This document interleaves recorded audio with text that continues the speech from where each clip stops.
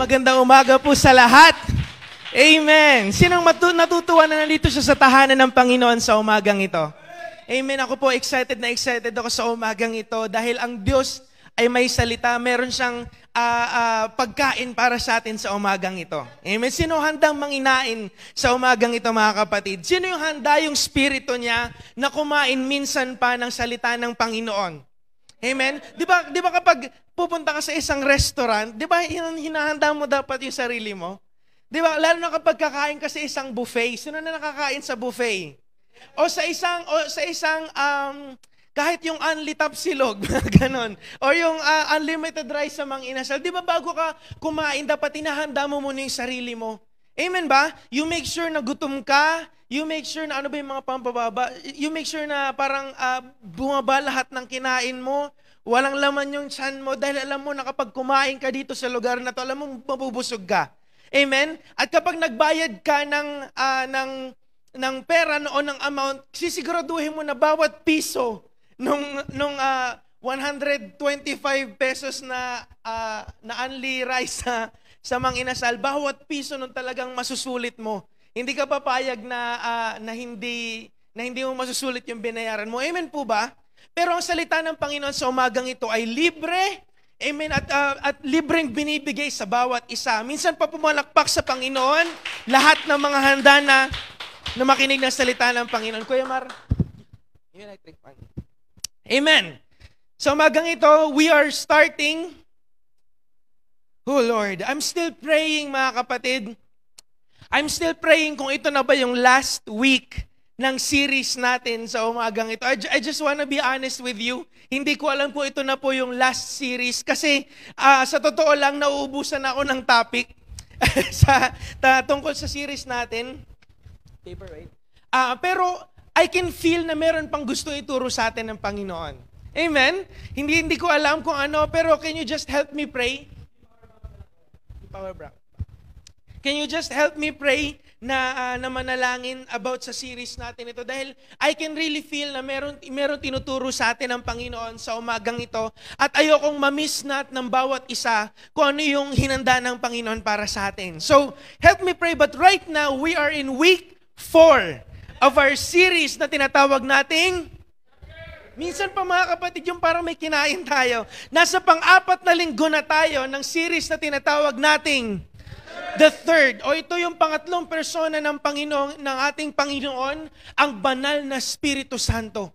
Na ang Panginoon, hindi lang siya Diyos Ama, hindi lang siya Diyos Anak, na namatay para sa ating mga kasalanan, kundi siya rin ay banal na Espiritu Santo. And He is called our counselor, our helper, our friend. And right now, we will study isa pang ministry na ginagawa sa atin ng banal na Espiritu. The title of our series or the title of our message for today is The Advocate. Sabihin nga natin, The Advocate. Ibig sabihin, mga kapatid, ng The Advocate, the Holy Spirit is also our, tinatawag natin siyang, kung pwede mong ipakita, Kuya Gerald at Ate Roan sa online, He is also called the Paraclete. Everybody say Paraclete. Ang Paraclete, mga kapatid, ito ay isang salita na pinagdugtong na dalawang Greek word. Yung unang Greek word, tinatawag na para. Sino dito, di ba ginagamit natin yung para? Kapag bababa ka na sa jeep, sinasabi mong para.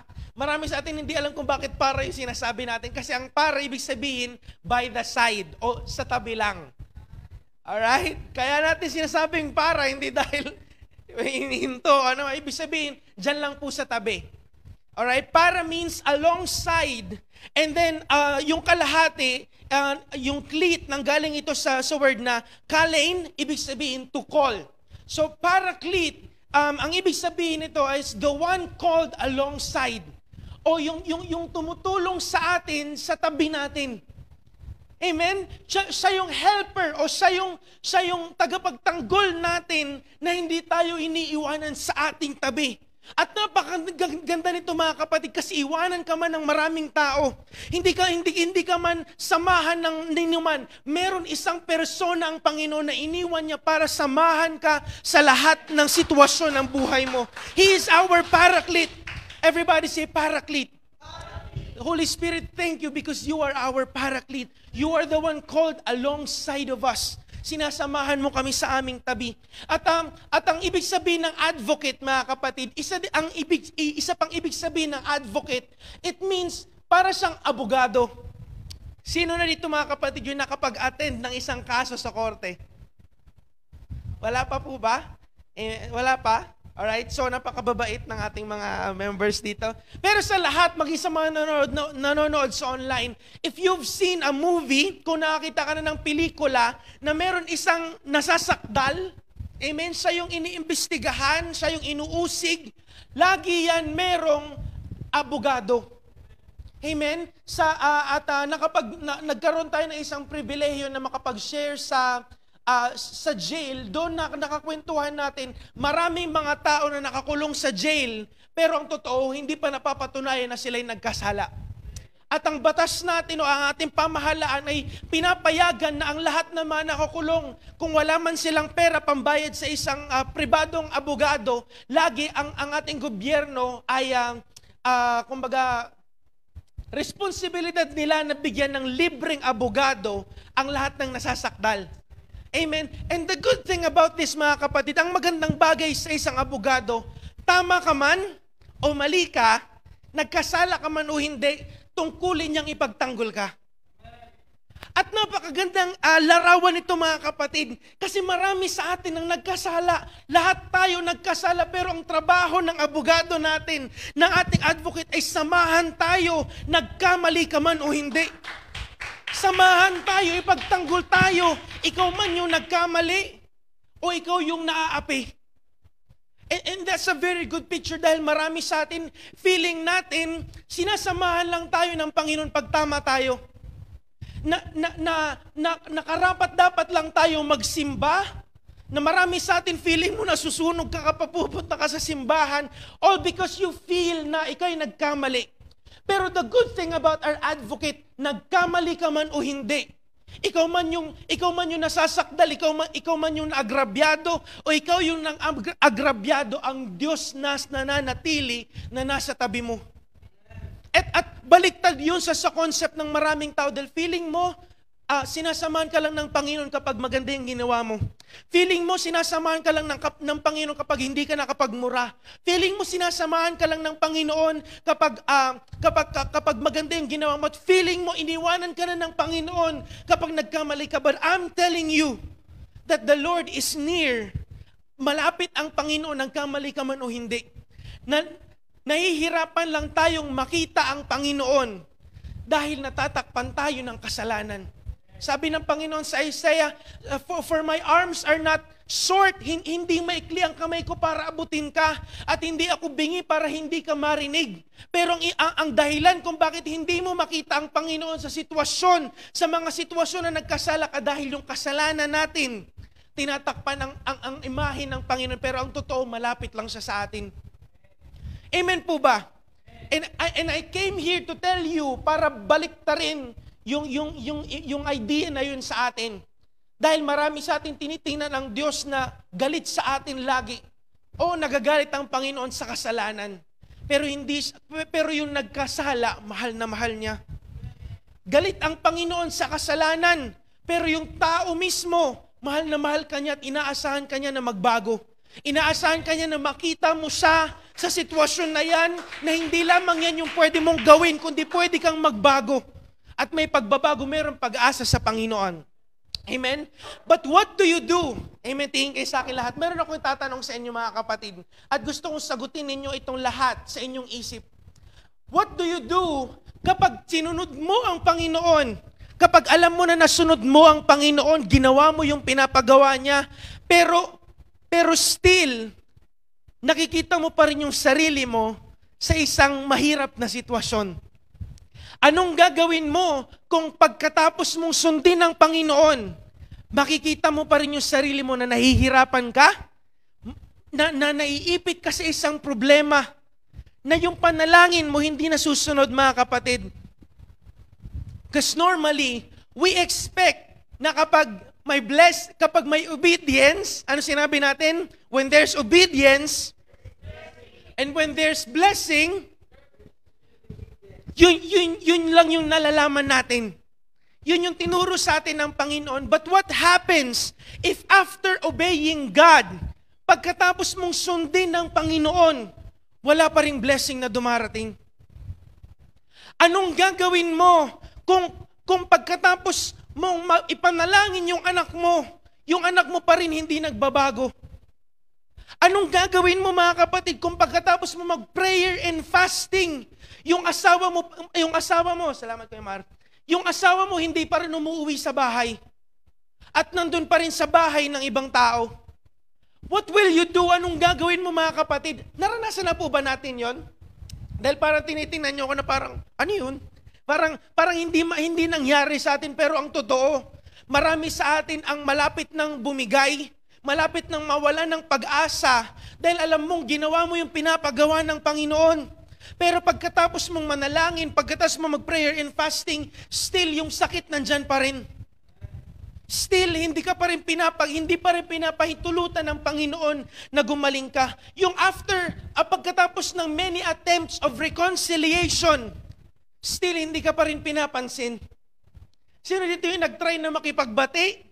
Pero after ng maraming effort na makipagbati, binigyan mo siya ng regalo, kinausap mo na siya, pero sa tuwing kinakausap mo siya, ini-snub ka niya. Pero sa tuwing sinusuyo mo siya, ay wala pa rin siyang, wala pa rin, parang wala pa rin resulta. Sino nang nakaranas nun mga kapatid? Parang wala pa rin talaga akong kausap sa umagang ito. Sumigaw naman ang lahat na nakakarinig na sa akin na isang malakas na Amen. Natutuyo ang lalamunan ko mga kapatid. Dahil kakatapos ko lang po mag-concert. Nakatatlong kanta po ako doon. Amen. Praise God dahil siya nagbibigay sa atin ng kalakasan. Naalala ko po kasi, mapalapakan naman natin ng Panginoon. Naalala ko po yung setup namin nung lockdown. Tatlo lang po kami dito ni Kuya Alejandro, ni Kuya Remar at ako. Kami na yung song lead, kami pa yung instrumentalist. Kami pa yung preacher, kami pa yung mag-exhort ng offering. Naalala ko po mga kapatid. Pero marami man o hindi marami, and ngayon I'm thankful dahil meron tayo nag-ooperate ng OBS, meron tayo nag-ooperate ng Easy Worship, may nag-ooperate ng camera, and I'm thankful dahil marami mang nagpapagamit o konti ang gawain ng Panginoon nagpapatuloy pa rin. Amen. Palakpakan naman natin ang Panginoon. It just means, mga kapatid, na mag-respond ka man o hindi, ang Diyos may gagamitin pa rin. Kawalan natin kapag hindi tayo nagpagamit sa Panginoon. Amen? Kaya naman, pagpasensya niyo po minsan kung humihina yung boses ko. Amen? At so going back to my question, anong gagawin mo mga kapatid kung pagkatapos ng maraming attempt mo ng pamumuhay, ng banal na pamumuhay, still nagkasala ka pa rin? What do you do if after you obey God, you still find yourself trapped in a situation na para bang wala doon ng Panginoon? Sino na nakaranas dito mga kapatid? Sino dito yung kinakausap ng mensahe ng Panginoon? Amen? Pwede bang itaas mo yung kamay mo? I wanna see you. If you experience this, yung pag nagsimba ka na. Dati hindi ka nagsisimba, tas ngayon nagsisimba ka na. Pero at thankful ka kasi may nagbago sa buhay mo. Oo, pero meron kang pinapanalangin. Pero nagsimba ka na, nag-fasting ka na, nag-prayer ka na, pero hanggang ngayon hindi pa rin sinasagot ng Panginoon. Amen? At sa mga tao po dito ngayon, for all my people na nanliligaw, paano kung after ng maraming paglalambing mo, after ng maraming pagsuyo mo, still wala ka pa rin nakikitang pag-asa? Amen. Wala ka pa rin nakikitang pag-asa sa Kanya. O parang tila ba, parang lahat ng effort mo, parang baliwala o hindi mo nararamdaman. Okay, nagpapatuloy, wala kang balak huminto sa panliligaw mo. Pero what do you do if nakikita mo na parang walang nangyayari? Amen? What do you do if parang nangungusap ang Panginoon sa akin mga kapatid? What do you do maging sa mga online? What do you do if hindi ka close ng anak mo, hindi kayo close ng anak mo, at pinipilit mong i-build yung relationship nyo? What do you do if after maraming paglalambing, parang hindi ka pa rin kilala ng anak mo? What do you do if after maraming paglalambing, hindi ka pa rin kinakausap ng asawa mo, na nakatira kayo sa isang bahay, pero parang hindi kayo magkakilala? What do you do if after ng maraming effort mo, parang baliwala pa rin? Bakit napaka masidihin mo sa bagay na ito, Pastor? Dahil marami sa atin, malapit na pumunta ka sa lugar na ito, nanonood ka sa online natin, ginagawa na mo na lang to as a habit, pero ang totoo, susuko ka na. Pero ang totoo, nawawalan ka na ng pag-asa. Pero ang totoo, you are praying, pero iniisip mo na give up. But I'm here to tell you, mga kapatid, I'm here to encourage you, nang yung pagsunod, kailanman ay hindi nawawalan ng kabuluhan. Ulitin ko, mga kapatid, ang yung pagsunod, ang yung hindi pagbitaw sa pangako ng Panginoon, ang yung pagsunod, your obedience is never wasted. Palakpakan naman natin ang Panginoon. I'm here to encourage you, mga kapatid. Why? Dahil ang pagsunod mo, hindi sayang ang pagsunod mo. Hindi sayang ang pananalangin mo. Hindi sayang yung attempt mo na pamumuhay ng banal. Alam ko nagkasala ka, pero ang Panginoon lagi may binibigay na bagong pagkakataon sa bawat umaga. And I'm here to tell you na ang pagsunod mo o yung pagpunta mo sa church, kahit yung pagpunta mo dito sa church o yung pag-click mo sa live na yan, hindi yan sayang at yan ay gagamitin ng Panginoon. Amen? And He will use that. At alam niyo po ba ang advocate, mga kapatid, ang isang abogado, lahat ng bagay tinitingnan niya. At tinatanong niya kung ikaw yung nagkasala, mga kapatid, kung nakapanood na kayo ng isang movie, lagi niya tinatanong, anong meron ka dyan ngayon? Ginawa mo ba talaga to? O ginawa mo lang to dahil ito yung nararamdaman mo, o ginawa mo lang to dahil self-defense? Amen? Hinahanapan ka niya ng maliit na butas. Hinahanapan ka niya ng maliit na pag-asa para gamitin ngayon, para ipagtanggol ka niya sa harap ng hukom. God is using the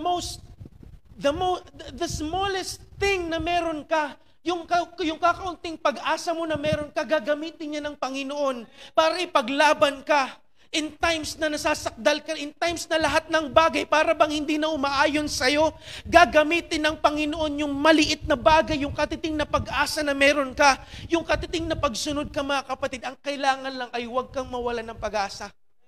Because God will fight for you.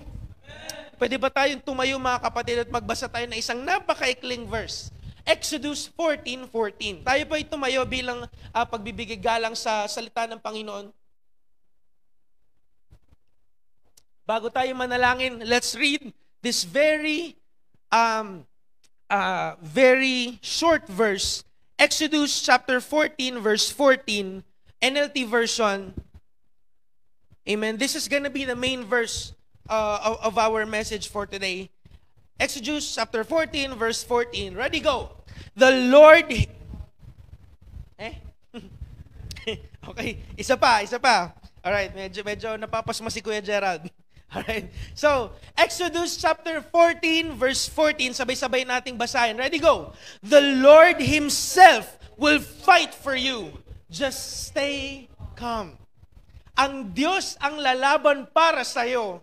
Kumalma ka lang. Sabihin mo nga sa katabi mo, kumalma ka lang. Kumalma ka lang. Sabihin mo sa kaliwa at sa kanan, kumalma ka lang. Ang Diyos ang lalaban para sa iyo. Tayo lahat ay yumuko para manalangin. Ama, salamat dahil Ikaw ang lumalaban para sa amin. Lord, marami sa amin ang napapagod na. Lord, marami sa amin, O Diyos, hindi nare-realize itong bagay na ito. Pero pag uwi namin sa bahay, Lord, saka namin nararamdaman yung pagod. Lord, pagkatapos ng service at pag uwi namin sa bahay, Lord, saka namin nararamdaman na, ay, pagod nga pala ako. Ay, hindi nawawalan na nga pala ako ng pag-asa sa bagay na ito. But right now, salamat, Panginoon, because you will remind us of that. And you will give us hope, Panginoon. Bibigyan mo kami ng pag-asa dahil sinabi mo sa iyo mga salita, Lord, Ikaw ang lalaban para sa amin. At ang kailangan lamang namin, Panginoon, ay pumanatag dahil Ikaw ang Diyos namin. Ama, salamat, Panginoon, dahil Ikaw ang mangungusap at magbubukas ng puso ng bawat isa sa pangalan ng Panginoong Yesus. Lahat tayo magsabi ng Amen and Amen. Palapakan naman natin ng Panginoon. Amen. At lahat tayo makakaupo na. Sabi ng Panginoon, the Lord Himself will fight for you. Sabi ni Moses, the Lord Himself will fight for you. You just need to stay calm. Amen. At magbabasa tayo mga kapatid sa Exodus chapter 14. At sisimulan natin yung sa verse 10.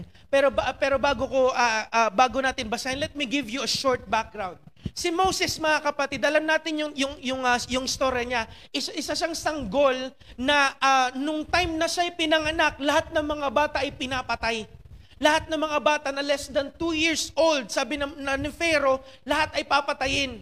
Kasi nakarinig siya ng balita na yung susunod, yung papalit sa kanya ay ipapanganak ngayon, ay pinanganak na isang sanggol.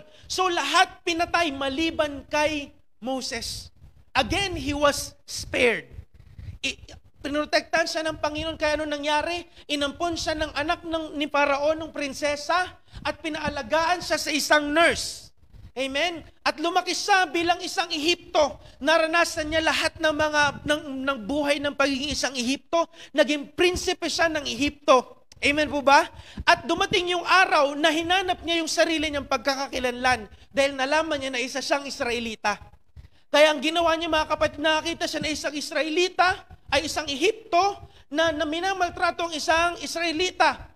Kaya ang ginawa niya, alam niya, Israelita siya, sabi niya, hindi mo pwedeng saktan yung sarili kong, yung kababayan ko. Amen? Di ba tayo mga Pilipino, mahilig tayong hanapin yung mga kababayan natin.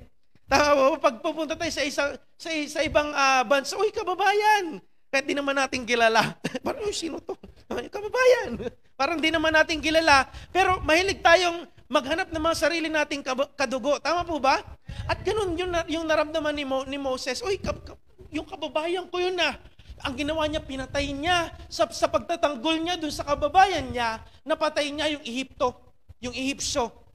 Amen? At dahil napatay niya yung Ehipsyo, nalaman niya nakapatay siya, tumakas siya sa desyerto, napunta siya sa isang bundok, at doon nakita niya yung asawa niya, mga kapatid. So in short, nawala na siya ng confidence sa sarili niya. Nagtago siya doon ng mahabang panahon, nakalimutan niya na siya ay prinsipe, pero siya ay tinawag ng Panginoon. Sabi nga natin, tinawag. Amen? Nakalimutan niya na, nawalan siya ng confidence. Sabi ng Panginoon, tinawag kita para iligtas ang aking bayan mula sa kamay ni Paraon. Amen? Imagine, dun sa time na wala na siyang pag-asa, dun pa siya tinawag ng Panginoon para iligtas ang isang bayan. Amen? Kung kailan siya nangihina, dun siya tinawag para maging tagapagligtas. Sounds like minsan mga kapatid, kung kailan nanghihina tayo, saka tayo tinatawag ng Panginoon para magpalakas ng mga tao. Amen po ba? Amen. Naalala ko isang araw, just this week, nanghihina ako mga kapatid spiritually. Yo, pray for me. Hindi dahil pastor ako, malakas akong tao, pero dumarating ang mga araw sa buong isang linggo na ang kaaway dumarating para atakihin ako. At ang kaaway, napakatalino dahil ang tinitira niya ay hindi yung mga nasa baba, kundi yung nasa taas. Dahil alam niya na kapag nasira yung nasa taas, lahat na yan guguho sa baba. Amen? Kaya napakahalaga na ipanalangin niyo po ako dahil noong isang araw lang nanghihina ako. Alam kong mahina ako spiritually. Alam kong hindi ako, parang ayoko lang, gusto ko lang mabuhay ng isang buong araw, matapos isang buong araw. Akala ko ganun lang, pumasok ako sa trabaho. And then there was a phone call. Nakatanggap ako ng isang chat na tumawag yung dati kong trainee, si Cherry. Shoutout kay Cherry, mga kapatid. Trainee ko siya dati. Sabi niya, boss kasi tawag niya sa akin nung trainer ako. Sabi niya, Boss Ralph, kailangan ko ng tulong. Ikaw lang yung makakatulong sa akin. Sabi ko, pambihira. Kung kailan ako nanghihina, kung kailan feeling ko ang hina-hina ko sa kapwa ko, gagamitin ng Panginoon para lumakas ang isang tao. And praise God mga kapatid, hindi ko alam kung paano nangyari, pero lumakas siya that time. At pinag-pray ko pa siya, Lord, bigyan mo siya ng kalakasan sa pangalan ni Jesus. Kahit ako hinang-hina, sabi ko, Lord, bigyan mo siya ng kalakasan. Amen? At darating ang panahon na ikaw mismo nangihina ka, pero gagamitin ka ng Panginoon para magpalakas. Amen? So ito na nga. So pumunta na si Moses doon sa mga taga-Israelita at dumating yung pitong salot. Alam naman natin yung pitong salot, tama po ba? Pito ba yun? 10 salot? Saks, hindi ko na alam kung 7 yun o 10. Alright. Pero dumating yung mga salot sa mga Ehipsyo, so yun na, pinalabas na yung mga Israelita. Amen? So, niligtas na yung mga Israelita, pero nagbago yung desisyon ng Parao at ang nangyari ay hinabol nila yung mga taga-Ehipto, ay hinabol nila yung mga Israelita. Nakikinig pa po ba ang lahat? Amen. Bear with me kasi kailangan malaman nyo yung background. Yung background natin. Tingin po kayo sa akin lahat. Huwag kayong tumingin sa mga media natin. Alright? So itong mga Israelita, just kailangan nating ma-realize yung sitwasyon kasi naging alipin sila. Paglabas nila ng Egypt, mga kapatid, wala silang alam sa pakikipaglaban. Ang alam lang nila ay gumawa ng hollow blocks at mag-asinta, magpalitada. Yun lang ang alam nila. Hindi po nagpapalitada sa Ehipto, pero para maintindihan natin, yun yung ginagawa nila. Yun lang yung alam nila. Hindi sila marunong humawak ng espada. Ang alam nilang hawakan yung kutsara. Yung kutsara ng pagsisime. Pag nagpapalitada ka, yun ang alam nilang gamitin. At ang nangyari, mga kapatid, pagtakas nila, nagdesisyon si Paraon, habulin ulit sila. At hindi na sila umahabol ng basta habol, ang may dala sila mga itak, mga espada at mga chariot. Dati, mga kapatid, yun yung parang tangke nung maunang panahon. And imagine, mga kapatid, hinahabol nila yung Israel na walang kaalam-alam lumaban. So, nung napunta ang Israel sa isang dagat. So, sa harapan nila ay dagat. Hindi sila marunong lumangoy, mga kapatid, dahil nandun sila sa Ehipto for many years, nandun sila sa Ehipto, at sa Ehipto walang dagat. So, nasa harapan nila isang dagat, hindi sila marunong lumangoy. Nasa likod nila, mga kapatid, ay may mga humahabol na sundalo ng Ehipto, mga kapatid. At dito natin matatagpuan ang ating verse sa umagang ito. We will start with verse 10. And listen to this, verse 10 to 11. Exodus chapter 10, chapter 14, verse 10 to 11 sa Tagalog. Yan, nice. Sabi dito, matinding takot ang naramdaman ng mga Israelita nang makita nilang dumarating ang Faraon at ang mga Ehipsyo. Kaya dumaing sila kay Yahweh. Dumaing sila kay Yahweh, mga kapatid, dahil wala na silang magagawa. Hindi sila marunong lumaban. Ang alam nila, mamamatay na sila. Imagine, mga kapatid, yung nararamdaman ni Moses. Kasi si Moses, wala namang ibang ginawa kundi sumunod lang sa Panginoon. So, si Moses, sinunod niya ang Panginoon. Sabi niya, Lord, nananahimik ako sa bundok. Tinawag-tawag mo ko dito para iligtas sa mga Israelita. At ito na nga, nakaligtas na kami. At ito, hindi na kami makatakas. At sa likod namin, hinahabol kami ng mga Ehipsyo. Sabi dito, mga kapatid, sinabi nila kay Moses, at si Moses, leader nila, na wala namang ibang ginawa kundi sumunod lang sa Panginoon. At dala-dala niya yung mga tao, 2 milyon na mga tao, at ito sinasabi ng mga tao sa kanya. Sinabi nila kay Moses, wala na bang mapaglilibingan sa amin sa Ehipto? Kaya mo kami dinala dito para dito kami mamatay? Imagine that. Amen. Tinagalog ko po para maintindihan ninyo yung sinasabi ng mga Israelita kay Moses. Imagine ninyo, mga kapatid, kung kayo si Moses at ito sinasabi sa inyo ng mga tao, wala na bang libingan sa Ehipto? Kaya dito mo kami dinala para dito kami mamatay? Amen? Napakasakit nun para kay Moses. Na-imagine po ba natin, mga kapatid? At sabi dito, inilabas mo ba kami sa Ehipto? Ngunit, sabi nito, inilabas mo ba kami sa Ehipto? Ngunit tingnan mo ang nangyayari. Tingnan mo itong nangyayari sa inilabas-labas. Nananahimik kami sa Ehipto. Nilabas-labas mo pa kami dito. Sabi ng mga taga-Ehipto, mga kapatid. So what do you do? Kung ikaw si Moses, mga kapatid, what do you do when after obeying God, you are stuck in the middle? Sabi dito, what do you do when you find yourself stuck after obeying what God has told you to do? Number 1, mga kapatid, dahil doon sa sinabi ng mga tao, sabi dito, wala na bang mapaglibingan sa Ehipto? Kaya mo kami dinala dito sa disyerto. Ang pinag-uusapan nila, mga kapatid, ay lugar. Wala na bang mapaglibingan sa Ehipto? Kaya dito mo kami dinala para dito na lang kami ilibing? Parang mas magandang ilibing doon sa Ehipto. Number 1, anong gagawin mo kapag nahihirapan ka pa rin kahit sinunod mo na ang sinabi ng Panginoon? Number 1, stop blaming the place. Ulitin ko, mga kapatid, stop blaming the place. You find yourself na nahihirapan ka at lahat ng tao ikaw na sinisisi. At wala silang sinasabi kundi, wala bang libingan sa Ehipto? Number one, what do you need to do? Stop blaming the place. Many people try, ano yung place mga kapatid? Marami sa atin sinisisi kapag nahihirapan ka na, pagkatapos mo sundin ng Panginoon, pagkatapos mo manalangin, pagkatapos mo magsimba, pagkatapos mo gawin lahat, marami sa atin kinukumpara yung sitwasyon, yung lugar kung nasaan ka ngayon, yung sitwasyon. Many people try to compare their situation with others. Kung mayaman lang kasi sana ako. Kung hindi lang kasi sana ako dito pinanganak sa pamilyang ito. Maganda sana ang buhay ko.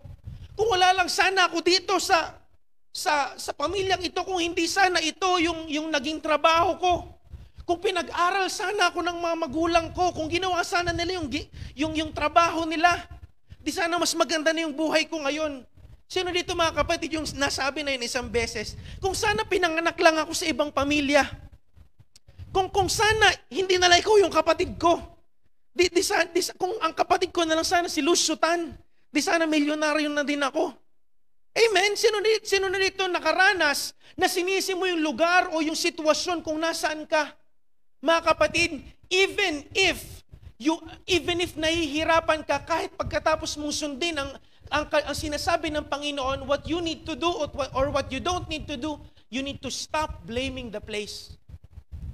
Huwag mong sisihin yung sitwasyon kung meron ka mga kapatid. Huwag mong sisihin na meron kang anak na ganyan. Huwag mong sisihin ang Panginoon na nandito ka sa lugar na ito at ganito yung trabaho mo. At dito ka dinala ng Panginoon. Why? Kasi sabi sa 1 Corinthians 10:13. 1 Corinthians 10:13, sabi dito, walang pagsubok na dumating sa inyo na hindi naranasan ng lahat ng tao. Tapat ang Diyos at hindi niya ipapahintulot na kayo'y subukin higit sa inyong makakayanan. Kung itatranslate natin, hindi hahayaan ng Panginoon na mapunta ka sa sitwasyon ng ganyan na alam niya na hindi mo kaya. Amen? Sabi dito, sa halip, pagdating ng pagsubok, bibigyan kayo ng lakas upang mapagtagumpayan iyon.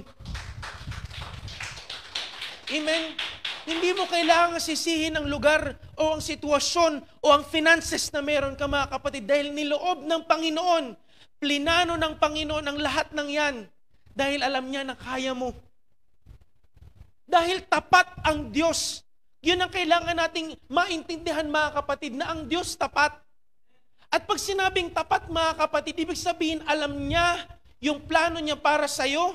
Alam niya yung dahilan kung bakit nandyan ka at plinano niya ang lahat ng yan. At marami nagsasabi, hindi naman ako magaling magsalita. Sabi ng Panginoon, alam ko.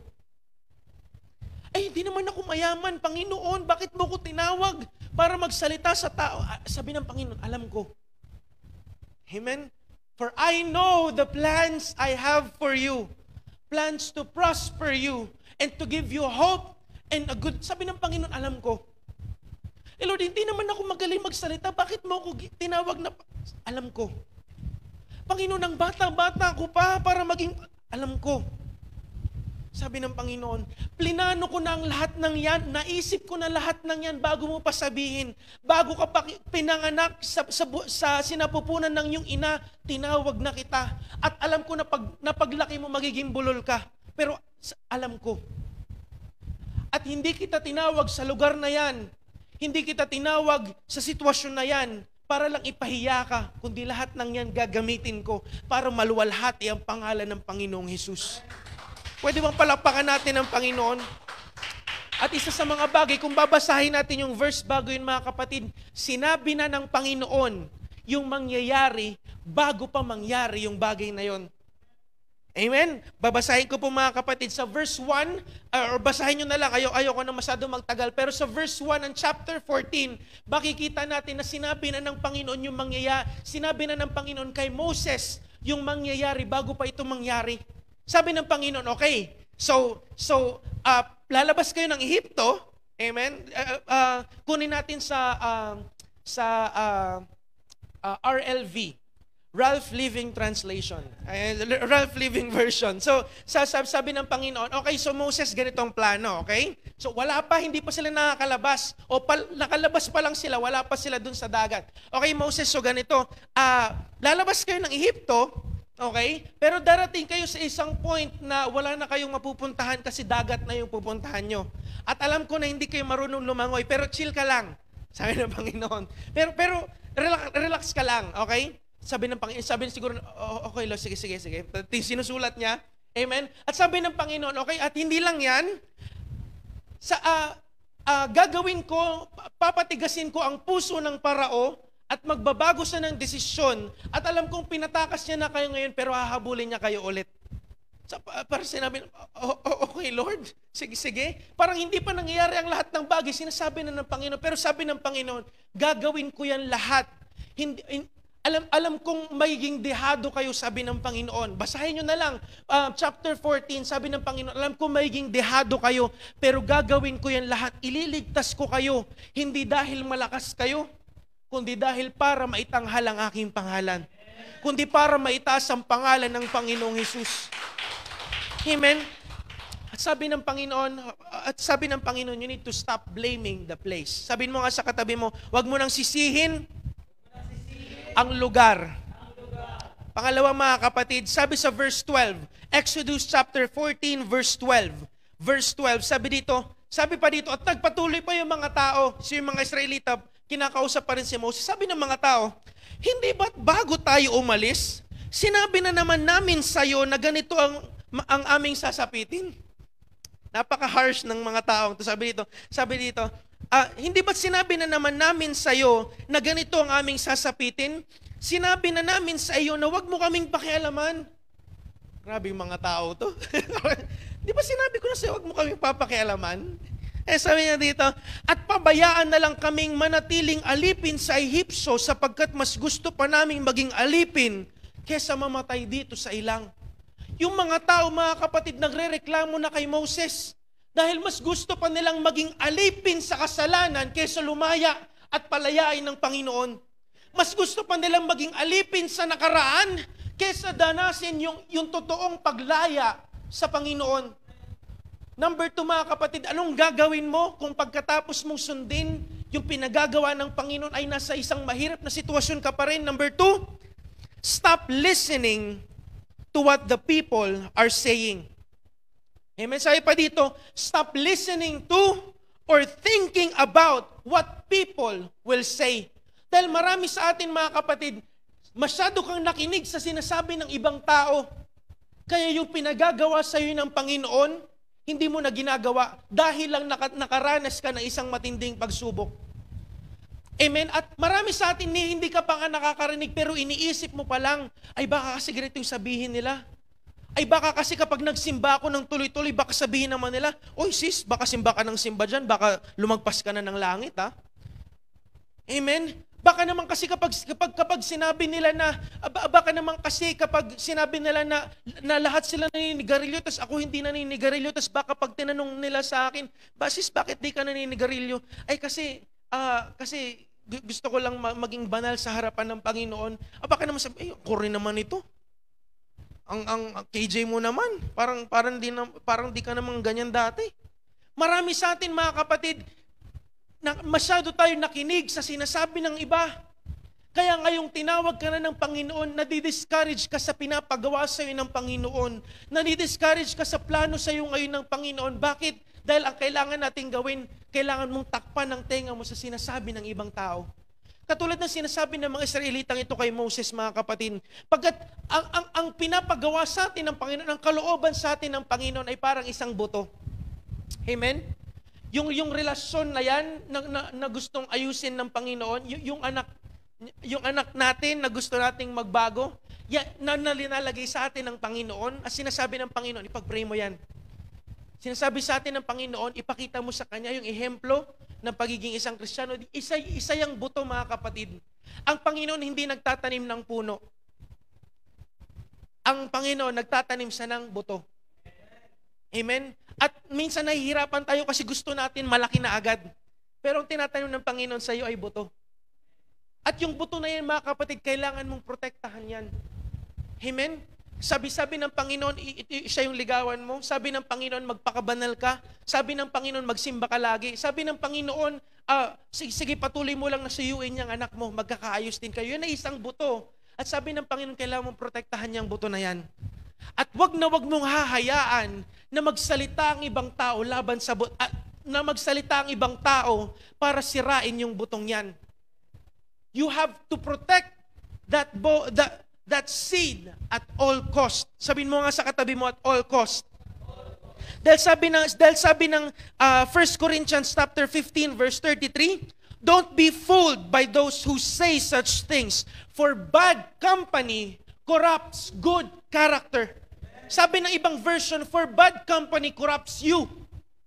Ikaw mismo o yung bagay na linalagay sa iyo ng Panginoon, kapag hinayaan mo na makapasok yung sinasabi ng ibang tao sa iyo, sisirain nito yung buto ng magandang bagay na ginagawa ng Panginoon sa buhay mo. Church, this is the time para takpan mo yung tenga mo sa sinasabi ng ibang tao. Oo, kailangan mo silang sharean. Oo, kailangan mo silang samahan pa rin paminsan-minsan. Pero hindi mo pwedeng hayaan na yung sinasabi nila, mga kapatid, mapulyut yung magandang bagay na ginagawa sa iyo ng Panginoon. Amen. Marami sa atin, mga kapatid, pinipilit mong pakisamahan yung asawa mo. Mag-isa nanonood sa online, pinipilit mong pakisamahan yung asawa mo kasi alam mong one day magbabago siya. Pero marami sa mga kamag-anak ko sinasabi, hindi na magbabago yan. Tigilan mo na yan, hiwalayan mo na yan, kunin mo na yung mga anak mo at tumira na kayo sa ibang bahay. Pero ang totoo, sinasabi, linalagay sa iyo ng puso sa iyo ng Panginoon, anak, one day, magsasama-sama kayo bilang isang buong pamilya. Amen? Amen po ba? Marami sa atin, mga kapatid, susuko ka na dyan sa pinupursue sa'yo na maliit na business na binibigay sa'yo ng Panginoon. At sinasabi ng ibang tao, wala na, hindi nalalago yan. Sis, pandemic ngayon. Hindi nalalago yung business mo na na siyomayan o kung ano man. Amen? Hindi nalalago yung business mo ng computer shop. Wala na nagbubukas na computer shop ngayon. Pero paano kung linalagay sa'yo ng Panginoon na anak, buksan mo lang yan? O anak, huwag kang titigil sa bayan. Kung ano man business na nilalagay sa'yo ng Panginoon. Why? And you cannot let the people speak words into that. Why? Dahil ang Diyos may ginagawang bagay sa'yo. Pwede mapalakpakan natin ang Panginoon. Pagpatuloy natin, mga kapatid. At meron lang akong gustong idagdag. Hindi lang yung ibang tao, mga kapatid, yung pwedeng magsalita laban dun sa ginagawa ng Panginoon sa iyo, kundi pati ikaw. Minsan may sinasabi ka na, hindi na siguro to lalago. Hindi na siguro to magbabago. Minsan ikaw na mismo yung nagsasalita sa sarili mong buto para yung ginagawa sa iyo ng Panginoon, ma-discourage ka mismo. Kaya napakaganda nung sinabi ng Panginoon sa Exodus chapter 14 verse 14, pero yung The Message version, napakaganda, mga kapatid. Just listen to this, The Message version. Yan. Sabi ng Panginoon, God will fight the battle for you, and you, sabi niya, at ikaw, sabi niya, you keep your mouth shut. Tumahimik ka. Sabi ng Panginoon, kasi kahit ikaw, pwede kang magsalita laban dun sa ginagawa sa iyo ng Panginoon, dun sa buto na linalagay sa iyo ng Panginoon. At sinasabi sa atin ng Panginoon ngayon, anak, tumahimik ka muna please. May ginagawa akong bagay sa iyo. At hindi to pwedeng mabahira ng kung anumang negatibo na sinasabi mo o na sinasabi ng ibang tao. Amen? Amen? At sa umagang ito, marami sa atin ang pinapatahimik ng Panginoon. Pwede ba? Please. Amen. Tahimik ka lang. May ginagawa akong bagay sa'yo. Amen po ba? Amen. At sa verse 15, mga kapatid, sa kasunod nun, sabi at yun na, napuno na si Moses, mga kapatid. Napuno na si Moses. So, listen to this, mga kapatid. Di ba narinig niyo yung sinasabi ng mga tao? Yung sinasabi ng mga tao kay Moses? At ito yung sinabi ni Moses sa mga tao, sabi niya, panoorin niyo kung anong gagawin ng Panginoon. Kumalma lang kayo, ang Diyos ang lalaban para sa'yo. Imagine, sa lahat ng sinasabi ng mga tao, laban kay Moses, ang sinabi pa ni Moses, okay, naiintindihan ko kayo, pero ang Diyos may gagawin sa atin, kumalma lang kayo. Siya yung nagsabi nun ng verse 14, pero ito nangyari sa verse 15, sabi niya, at sinabi ni Yahweh kay Moses, bakit mo ko tinatawag? Palakarin mo ang mga Israelita. Sabi sa ibang version, sabi sa ang Biblia version. Sabi doon, at sinabi ng Panginoon kay Moses, bakit humihibik ka sa akin? Alam niyo po yung hibik, mga kapatid? Iyak. Sabi ng Panginoon, bakit ka umiiyak sa akin? What do you do when you see yourself trapped after obeying God? Yung kahit sinunod mo na ang Panginoon, nahihirapan ka pa rin. Anong kailangan mong gawin? Number 3, stop crying. Stop crying. Dahil marami sa atin, mga kapatid, hindi makagawa ng bagong bagay sa iyo ang Panginoon dahil hindi ka pa rin tapos umiyak sa nakaraan. Marami sa atin, mga kapatid, hindi makapagsimula ng bagong bagay ang Panginoon sa atin dahil hanggang ngayon, hindi ka pa rin tapos umiyak sa kung anong nangyari sa nakaraan. Basahin ko lang ito, mga kapatid. Marami sa atin hindi makagawa ng bagong hinaharap sa iyo ang Panginoon kasi hindi ka pa tapos umiyak sa nakaraan. Hindi mo makalimutan yung nagawa sa iyo. Hindi mo makalimutan yung nangyari sa iyo. Hindi mo makalimutan yung sinabi sa iyo ng magulang mo o ng kapatid mo, yung sinabi nila sa iyo nung bata ka pa. Hindi mo makalimutan o naalala mo pa rin yung nakaraan yun ni Celso. Kaya ngayon itong si Pedro hindi makapanligaw sa iyo. Kasi hindi mo makalimutan yung nakaraan yun ni Celso.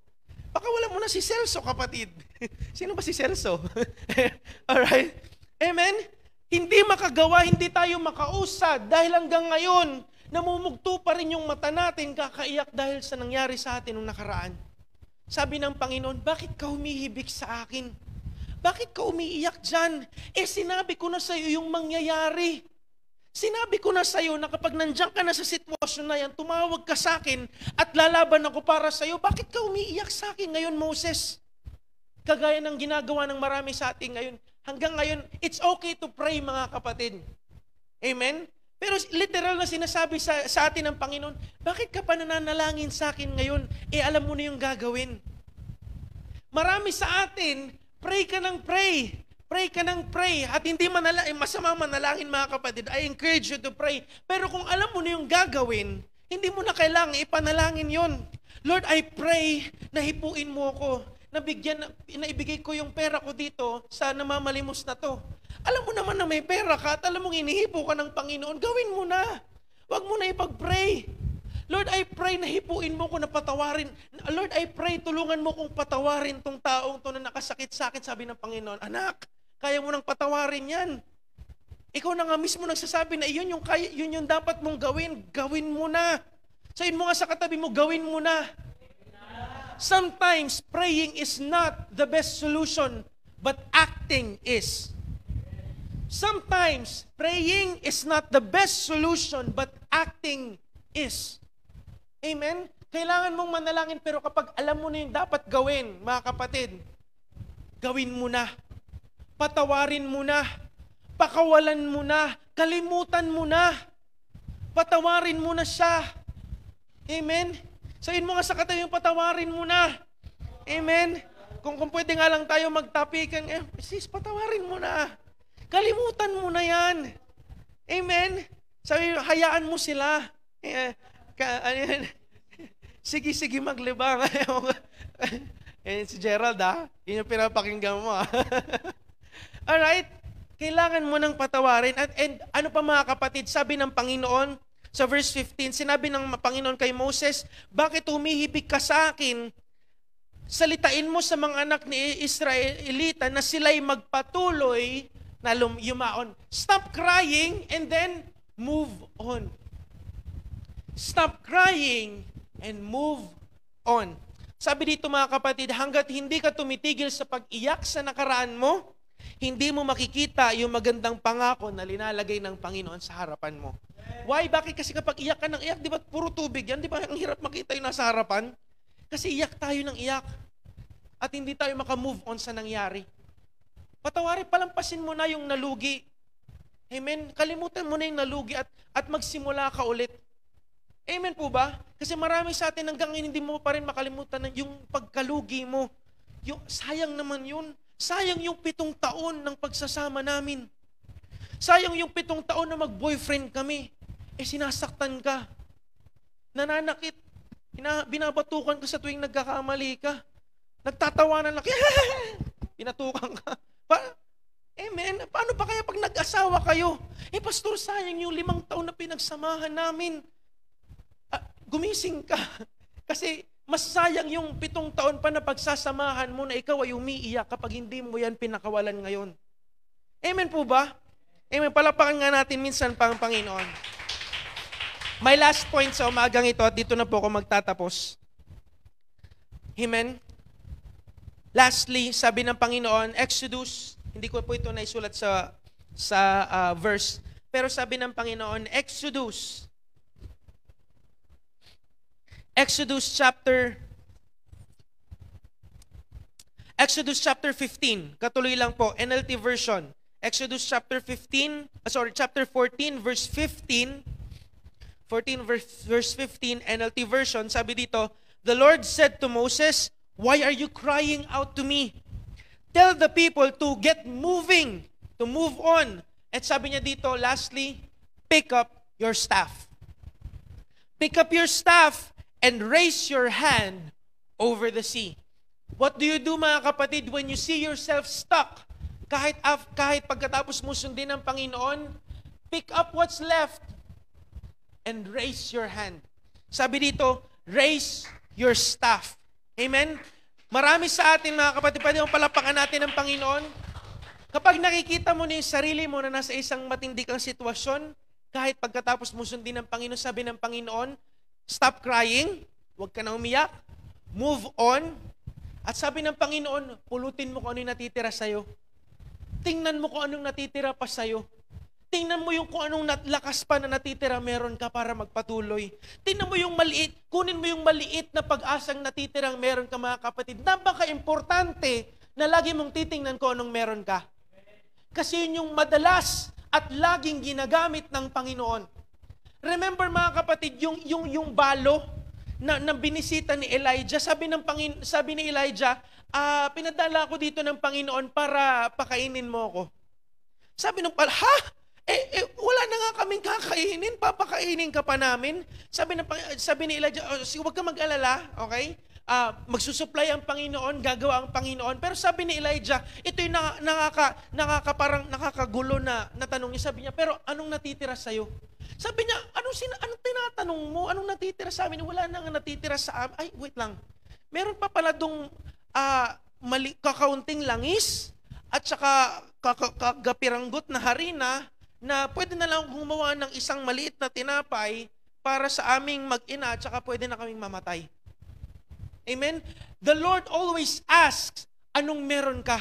At wag mo laging kakalimutan, mga kapatid, kung ano yung maliit na meron ka. Kasi yun yung madalas ginagamit ng Panginoon.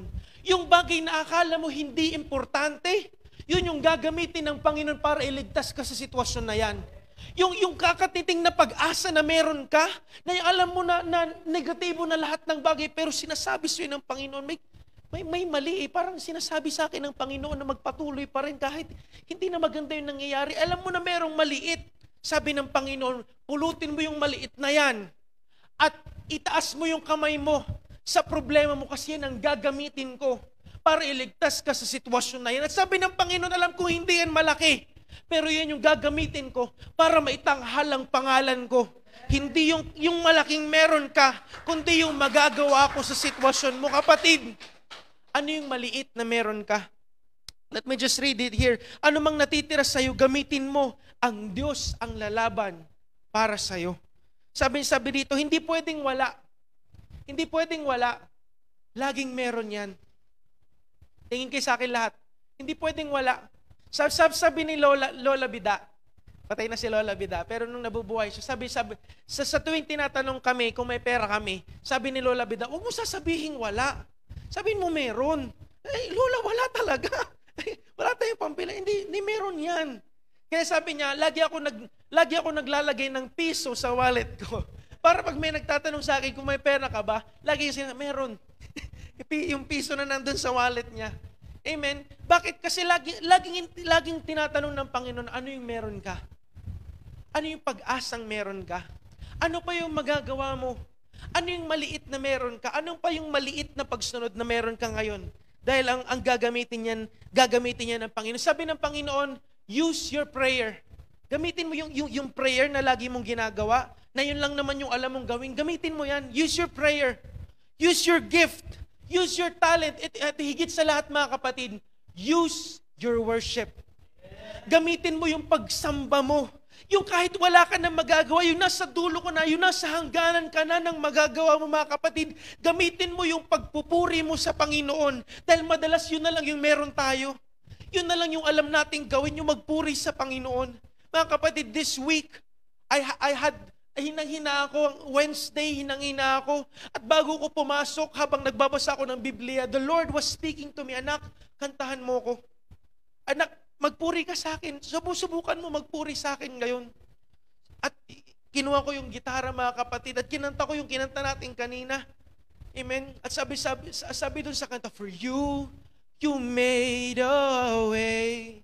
When our backs were against the wall, kapag yung likod mo parang nasa pader na, yung wala ka na magagawa, yung pagod na pagod ka na. Amen? When our backs were against the wall, and it looks as if, para bang it was over. Para bang wala ka na magagawa. And you made a way. And I'm standing here only because you made a way. Lord, nakakatayo ako. And mga kapatid, nung nagpuri ako sa Panginoon, habang kinakanto ko yun, tumutuloy yung luha ko. Sabi ko, Lord, salamat. Hindi pa nga natatapos yung struggle ko. Hindi pa nasusolusyonan yung problema ko. Pero Lord, binibigyan mo na agad ako ng lakas ng loob para magpatuloy ulit. Bakit? Dahil ginagamit ng Panginoon yung maliit na meron ka.